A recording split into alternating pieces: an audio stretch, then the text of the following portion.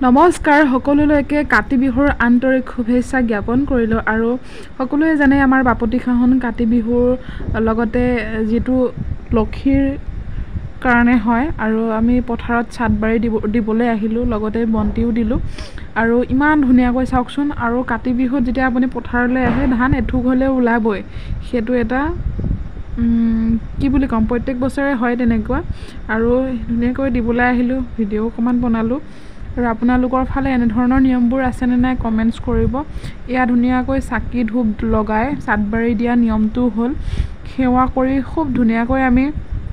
দিনৰ ভাগত টেঙা খাই তাত টেঙাৰ বাকলিখিনি পেলালে হেনো শস্য ভাল হয় পোক পতংগ নাশ হয় সেইকাৰণে কৰিলোঁ আৰু সন্ধিয়া ভাগত চাওকচোন তুলসীৰ তলে তলে মৃগ পহু চৰে ইমান ধুনীয়াকৈ তুলসীৰ আৰু আমাৰ এই তুলসীৰ খেতিডৰা চাওকচোন আমাৰ একদম গোটেই মানে চোতালখনতে অকল তুলসীয়ে হৈ আছে